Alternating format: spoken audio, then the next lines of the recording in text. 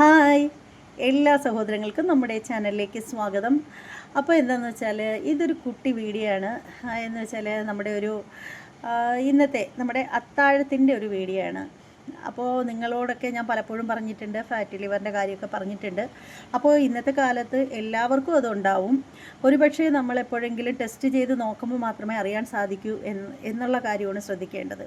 അപ്പോൾ അതുകൊണ്ട് തന്നെ നമ്മുടെ ഫുഡിലൊക്കെ ഒരുപാട് ചേഞ്ച് വരുത്തുന്നത് വളരെ നന്നായിരിക്കും.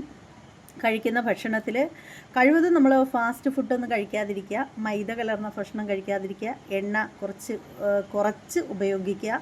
ഇപ്പം നമുക്കൊക്കെ അറിയാം, എണ്ണയ്ക്ക് സ്വർണത്തിൻ്റെ വിലയാണ്.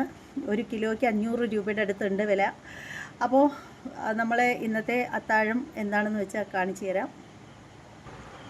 അപ്പോൾ ഇതാണ് നമ്മുടെ അത്താഴം എന്ന് പറയുന്നത്. നേന്ത്രപ്പഴമാണ്, ഏത്തക്കായി എന്നൊക്കെ പറയും. എന്നാൽ ചോദിക്കുക ഇത്രയും പഴം ഞാൻ കഴിക്കുമെന്ന്. ഇത്രയും കഴിക്കില്ല, ഒരെണ്ണം കഴിക്കില്ല. ബാക്കി ഇത് 4 എണ്ണവും ഞാൻ കഴിക്കും. കാരണം ഉച്ചയ്ക്ക് നിങ്ങൾ കണ്ടില്ലേ ഞാൻ എത്ര ചോറാണ് കഴിച്ചതെന്ന്.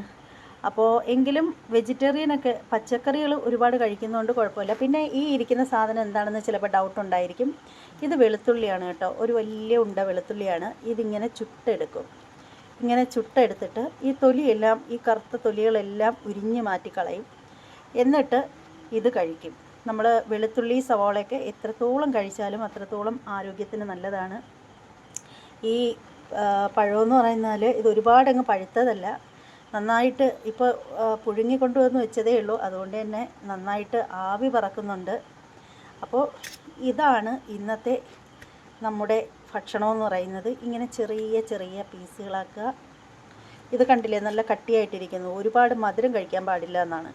അതുകൊണ്ട് തന്നെ വിളഞ്ഞ കായാണ് മേടിക്കുന്നത്, ഒരുപാട് പഴുത്തത് വാങ്ങിക്കാറില്ല.